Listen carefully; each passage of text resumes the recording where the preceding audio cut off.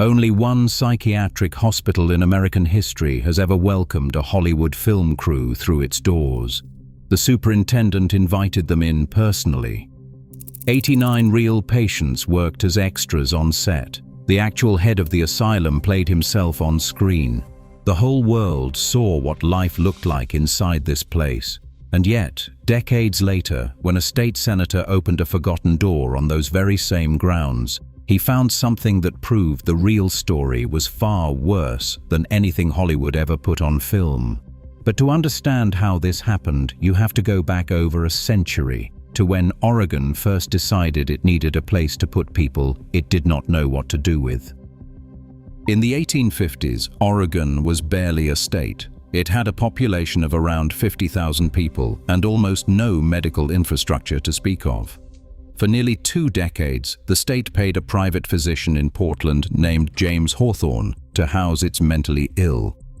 But as Oregon grew, accusations of corruption and inflated fees mounted. Hawthorne's political allies in the legislature blocked every attempt to build a public asylum. It took years of bitter fights before lawmakers finally pushed through a bill in 1880.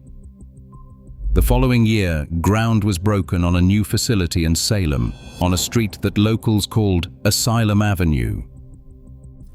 The Oregon State Insane Asylum opened on October 23, 1883.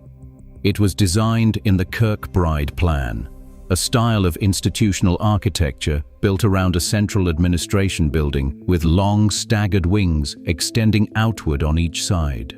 The idea behind the Kirkbride design was that the building itself could be therapeutic. Sunlight, fresh air, and open space were supposed to aid recovery. The construction cost $184,000. For a brief period, the asylum operated more or less as intended. The first superintendent modeled his treatment approach on Hawthorne's methods. His successor launched an aggressive vaccination program to fight smallpox outbreaks among the patients. By 1891, the hospital housed just under 700 people. But that number would not stay manageable for long. Within a few decades, the hospital that was built for a few hundred patients was holding nearly 4 times that number, and the state's solution to the overcrowding was not to build more space. It was to make sure certain people could never have children. In 1917, Oregon passed a law creating the State Board of Eugenics. The board was given the authority to order the forced sterilization of patients at state institutions, and the Oregon State Hospital became the primary facility where those procedures were carried out. Over the next 6 decades, more than 2,600 Oregonians were sterilized against their will. The targets were people judged to be mentally ill, epileptic, criminal, or what the state called moral degenerates. But what made Oregon's program different from nearly every other state was who it went after the hardest. Oregon specifically targeted gay men. And rather than performing vasectomies, which were relatively simple and less invasive, Oregon chose castration. Authorities did not just want to prevent reproduction, they wanted to unsex them. Men were castrated as young as 16 years old. They spent the rest of their lives without facial or body hair, suffering chronic high blood pressure. Many did not understand what was happening to them during the procedure, or were given inadequate anesthesia and endured severe pain. At least 100 young girls at the state's training school for delinquent youth were sterilized before 1941. At least one woman died from a forced hysterectomy. In 1935, a traveling Nazi eugenics exhibit was displayed in Portland and Salem. An estimated 40,000 Oregonians viewed it. Historians believe the exhibit directly influenced the legislature to expand the use of forced sterilization. The Eugenics Board was eventually renamed the Board of Social Protection in 1967, but the name change did not change the practice. During the 1970s, teenagers at state-run homes were still being injected with sedatives and sterilized without their consent. The last case was considered in 1981. The board was finally abolished in 1983. In 2002, when advocates tried to access the state's eugenics records, they discovered that the files had been shredded. By the middle of the 20th century, the Oregon State Hospital had swelled to a peak population of 3,545 patients. The facility had just over 200 staff members and 5 physicians to care for all of them. Conditions inside the wards were deteriorating, and overcrowding was crippling care. The state opened a second hospital near Portland in 1961 to relieve the pressure, but it was not enough. And then something unexpected happened. Hollywood came knocking. Ken Kesey was an Oregon native who had worked as an orderly at a veterans hospital in California. That experience became the foundation for his 1962 novel, One Flew Over the Cuckoo's Nest, a story set inside a psychiatric hospital that exposed the dehumanizing machinery of institutionalization. When producers Michael Douglas and Saul Zaentz set out to turn the book into a film, they searched up and down the West Coast for a hospital willing to let them shoot on location. Every single institution they approached said no. No one wanted to be associated with a story that depicted psychiatric care as abusive and oppressive. Except one man. Dr. Dean Brooks had been the superintendent of Oregon State Hospital since 1955. Brooks was a reformer who had created a governing committee made up entirely of patients and pushed to evaluate the hospital from their perspective rather than the administration's. So when he read Kesey's novel, he did not see a threat. He saw an opportunity to show the world what life inside a real psychiatric hospital actually looked like. Brooks invited the film crew in. He made it a condition that patients be included in the production. 89 of them were hired as paid extras and production assistants, and Brooks himself was cast as the hospital administrator, Dr. Spivey. The actual superintendent of the asylum played the fictional superintendent in a film about the horrors of the asylum he actually ran. Filming took place from January to March of 1975. One Flew Over the Cuckoo's Nest went on to win all 5 major Academy Awards. It was only the second film in history to achieve that.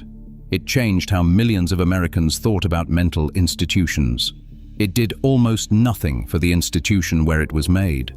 If you have ever wondered what really went on inside the hospitals that inspired films like this, leave a comment and let me know what you think so far, because the story of what happened inside Oregon State Hospital after the cameras left is something most people have never heard. The year after filming wrapped, a photographer named Mary Ellen Mark returned to the hospital. She had first visited during the production of the film, and while she was there, she encountered a ward that most people never saw. Ward 81 was the only locked security ward for women in the entire state of Oregon. The conditions were nothing like what the men experienced. Female patients were sequestered in a substandard facility. They had no dedicated psychiatrists. They received no personalized treatment plans. Mark and a writer named Karen Folger Jacobs negotiated for over a year to gain access. In February of 1976, they moved in. For 36 days, Mark and Jacobs lived inside the hospital. During the day, they photographed and interviewed the women of Ward 81. At night, they slept in empty rooms on an adjacent ward. The women, who had been locked away and largely ignored, responded to their visitors with something the 2 women had not expected: delight. The patients were unaccustomed to being treated with kindness or spoken to with respect. The resulting photographs became one of the most important documents in the history of American mental health. After the project, Jacobs was invited to join President Jimmy Carter's Mental Health Task Force, where she presented evidence that women in state institutions received dramatically inferior care compared to men. Mark later said that leaving Ward 81 was one of the hardest things she ever did. She felt guilty, she said, because she could not take the women with her. She knew that the moment she walked out, the patients would go back to crouching on floors and staring at walls. Within a year, the ward was closed, but the hospital's problems were only getting worse. Through the 1980s and 90s, overcrowding returned. By 1991, the hospital was so packed that staff placed beds in corridors and converted smoking rooms into makeshift wards. In 2004, the Salem Statesman Journal published a 2-month investigation that documented systematic failures. Drug addicts and alcoholics were being wrongfully admitted. Assaults against staff went uninvestigated. The facility was falling apart. 40% of the building was unusable, filled with pigeon droppings, toxic paint, and piles of antique medical equipment. That same year, a state senator was given a tour of the hospital grounds. Someone handed him a key to a door that had not been opened in years. Key. Oregon Senate President Peter Courtney stepped into a small, nondescript building on the hospital campus. Inside, stacked 3 deep on simple pine shelves, were more than 3,500 copper canisters. Each one was roughly the size of a paint can. Each one had a number stamped into its lid, and each one held the cremated remains of a human being. The remains belonged to people who had died at Oregon State institutions between 1913 and 1971. Patients from the state hospital, inmates from the state penitentiary, residents of the tuberculosis hospital and the training centers. When these people died and no family member came to claim the body, the institution cremated them and sealed the ashes in copper canisters that had been handmade by hospital patients. The cans were placed on shelves, and then, over the course of decades, they were simply forgotten. By the time Courtney found them, moisture had been seeping into the building for years. Many of the canisters had corroded so severely that they had fused together. Paper labels with names had disintegrated. But something else had happened that no one anticipated. The chemical reaction between the copper, the moisture, and the human ash inside each canister had caused mineral deposits to bloom across the surfaces. Marine blues, steely crimsons, salted grays and whites, crystalline formations that erupted from the welded seams in patterns that were, against all logic, strangely beautiful. And every single canister looked different, because every single one contained the remains of a different person. The chemistry of each individual life had created a unique transformation, even in death. When photographer David Maisel was granted access to document the canisters, a young prisoner from a local penitentiary on cleanup duty leaned through the doorway, scanned the rows of corroded copper, and whispered 2 words. The Library of Dust. The Oregonian published a series on the forgotten remains in 2005. The coverage won the Pulitzer Prize for editorial writing the following year. The outrage forced the Oregon legislature to approve $458 million to rebuild the hospital entirely. A law was passed allowing the names of the dead to be published despite medical privacy protections. A memorial was designed by artists who transferred the ashes into handmade ceramic urns and placed them in a columbarium wall, each niche engraved with a name and, when known, a birth and death date. When families come forward to claim their relative, the ceramic urn is given to them, and a brass tube is installed in its place, leaving a visible hole. The hope is that one day the wall will be riddled with those holes, that every person inside will finally have been taken home. A genealogist named Phyllis Zagers took it upon herself to research the identities. No one asked her to. She simply started, and over the years she has traced more than 3,360 of the unclaimed dead. More than 650 have been reunited with family. Among the remains were 5 siblings, a mother and 2 sons, a father and daughter, 2 cousins. One urn held the remains of a man who had been admitted to the hospital at the age of 4. He was prone to rages and had become too much for his family of 11 children to handle. He lived and worked at the hospital and its farm for the rest of his life. He died in his late 80s. No one ever came for him. Another canister held the remains of a Japanese-American man who had survived 3 years in an internment camp during World War II before being sent to the state hospital, where he died of tuberculosis he likely contracted while imprisoned by his own country. For decades, these people existed only as numbers stamped into copper lids. The eugenics board that sterilized them had been abolished. The wards where they suffered had been condemned. The records of what had been done to them had been shredded.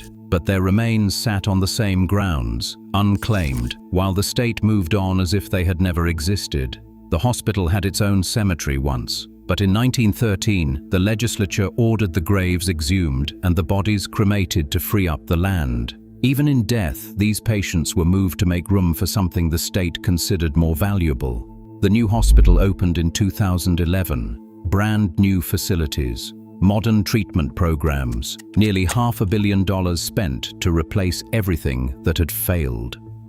It was supposed to be a turning point. But in 2022, staffing shortages became so severe that the Oregon National Guard was called in to help run the wards. A contract worker was caught on camera punching a patient repeatedly in the head, and in 2024, a federal investigation found what it called systemic failures at the rebuilt Oregon State Hospital. A patient was choked unconscious in a courtyard while no staff member was watching. Sexual assaults occurred between patients. Condoms were handed out without any clear policy. The 102-page report concluded that the hospital had a limited capacity to provide safe and adequate care. The superintendent responded by saying there would always be things they could improve, and through all of it, the copper canisters remained. Today, due to structural issues with the memorial, the remains can no longer even be physically returned to families. If you believe you have a relative among the dead, the most you can receive is a rubbing of their name from the wall. Nearly 3,000 people are still in there, still waiting. If someone in your family disappeared into the Oregon mental health system between 1913 and 1971, their name may be on that list. The state of Oregon still publishes it online. And if you have a connection to this story or to any of the institutions we have covered on this channel, share it in the comments. These are not just historical records, they are people. And every comment that names them is one more person who remembers.